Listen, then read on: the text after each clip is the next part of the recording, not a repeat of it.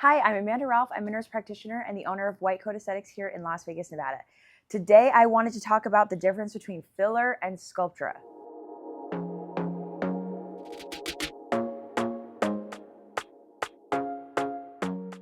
Before we get started, I want to say that filler, when I'm saying filler, what I mean is hyaluronic acid filler. I'm not talking about any sort of silicone, any non-HA type of a filler. I am directly comparing hyaluronic acid dermal filler to Sculptra.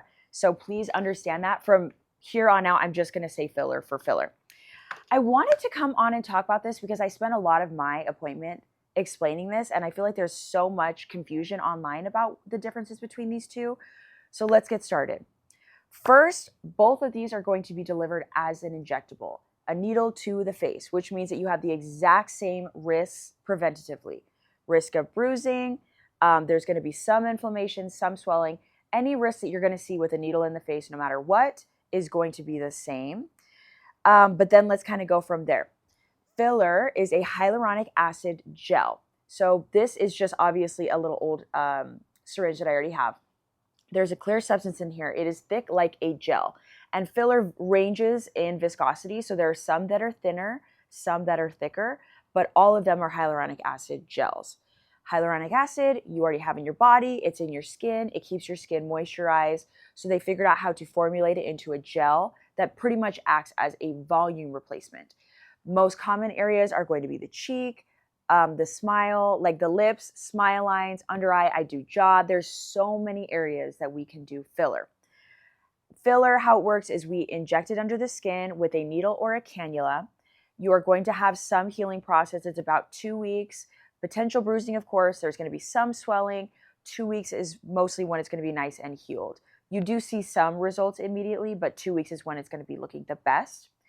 For the most part, you don't really need to do much post-treatment. You pretty much leave it alone. There may be some massaging involved with like the lips if there's a lump or a bump, but otherwise you pretty much leave it alone. And then filler does range in longevity depending on the product and the area placed. So I always say lip filler, you can pretty much expect 9 months to a year. Cheek, chin, and jaw, depending on the product, you can expect potentially up to 2 years. Everyone's a little bit different on that. But what we want to understand is this is going to replace volume. It does not change the skin unless it's like a skin weave. Filler typically does not change the skin. It's not going to do anything for discoloration or glowiness of the skin. It is really going to act as a volume replacement. Okay? Now let's talk about Sculptra. And this is a Sculptra that is not mixed. Sculptra is poly-L-lactic acid. It is a powder. If you can see that here. This right here has not been mixed. We actually do mix it prior to your appointment. We mix it with bacteriostatic water and we mix it with lidocaine to give you some sort of a comfort during the treatment. Sculptra works differently than filler. Sculptra is a biostimulant. It's going to stimulate your body to create collagen. We typically place this in the skin on the dermis layer. With filler, a lot of times with cheek and jaw, I'm actually going all the way down to bone. So this I am placing in a specific layer of the skin because I want to stimulate the fibroblasts in your skin to create more collagen. How Sculptra works is we typically do 2 to 3 sessions on the same area of the face. Most of my clients, I do 2 vials, half on each side per session, and then we do at least 2 sessions, if not 3, depending on your age and the depth of your wrinkle or skin laxity. What does collagen do? Collagen helps by thickening that dermis, the dermal layer of your skin, which then makes the skin look better, more youthful, more plumpy. It also helps with fine lines, wrinkles. And I always like to explain, it does some skin tightening. It's not going to give you a full facelift if you are in your 60s and you've never had anything done, but it really does work preventatively. A little bit about collagen is that we have a certain amount of collagen that we produce every year. But starting at the age of 25, that amount we produce starts to decrease. And there's only so much we can do to force our body to create more collagen. And part of that is microneedling, retinol use at home, and Sculptra is one of my favorites. We really need to stimulate our body to create more collagen because it stops producing collagen at a certain age. And then also, the studies do not really support the use of collagen supplements in regards to improving the look of your skin. So we actually need to do some aesthetic treatments to build that collagen back. Okay, another thing about Sculptra. Just like filler, potential bruising, it is a powder mixed with a lot of water. So the day of, you are very full. This isn't necessarily showing you the result. It's just that you are full because of the amount of water. But over the next 24 to 48 hours, that water does get absorbed and there is aftercare involved. So with Sculptra, there is a 5-5-5 rule post-treatment. This is for 5 days, 5 times a day, 5 minutes each time. We have you do a very rigorous face massage. Why do we do this? Because the water is slowly getting absorbed and then we have all the product left over and we want to make sure that it is evenly spread and that it doesn't clump together and form any lumps over time. So for 5 days, 5-5-5, 5 days, 5 times a day, 5 minutes each time, I have you do a full face massage. I do a full face massage at the end of the treatment so I can walk you through what that looks like. Then you come back in another month and then another month after that if you're doing 3. But if you're just doing the 2, I usually recommend spacing them about 4 to 6 weeks apart, basically once a month. I always like to tell my clients, if you are not going to do 2 sessions of Sculptra, don't do it at all. Save up money until you can afford both because you really want to hit the collagen cascade twice to really rebuild that collagen. Other things about collagen, it really creates a glow to the skin. I find that my client's skin just looks so much glowier as the Sculptra starts to work. And we know that the results that you get from Sculptra are going to last 2 years. 2 years is what the studies show, which means it probably does last longer than that. But everyone's a little different. I have some clients who come to me every year to do a repeat treatment. Some clients we wait longer than that. It's completely up to you on that regard.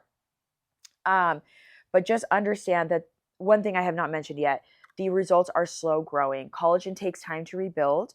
We do the 2 sessions, but really the beginning of the results are going to be about 4 to 6 months after treatment. I really do believe that your skin looks better for over a year following the treatment because just from me injecting clients and having them come back to me, I feel like over the year they continue to look better and better and better. So it is a slower kind of a growth, whereas filler, you can pretty much see the results at about 2 weeks. Also, in compared to filler, Sculptra is not going to create as much volume replacement as filler will. So if you need a lot of volume replacement in the lip, in the cheek, ultimately we're going to need to do a filler.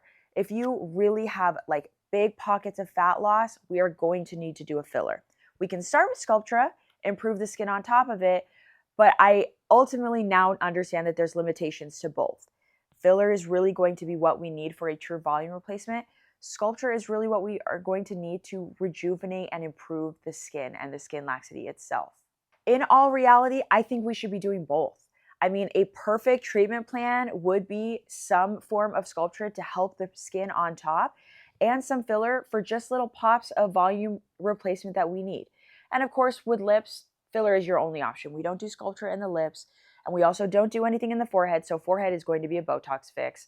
But these 2 together are going to be the best thing you can do to look rejuvenated, to help you anti-age gracefully and beautifully without overdoing it. And you just need to go to an injector who is very comfortable with both so that we can help you decide at what point you do either one.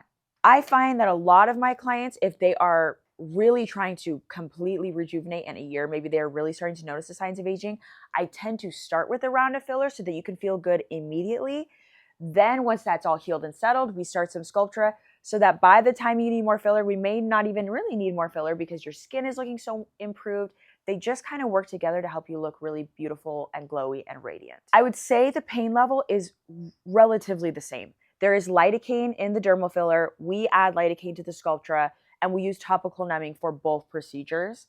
I just find my patients tend to do about the same on either one, but please chime in if you have any different opinions on that. Otherwise, let me know, do you have any other questions for me? Please leave them below. Leave a comment. I want to answer everything that you want to know about both of these treatments.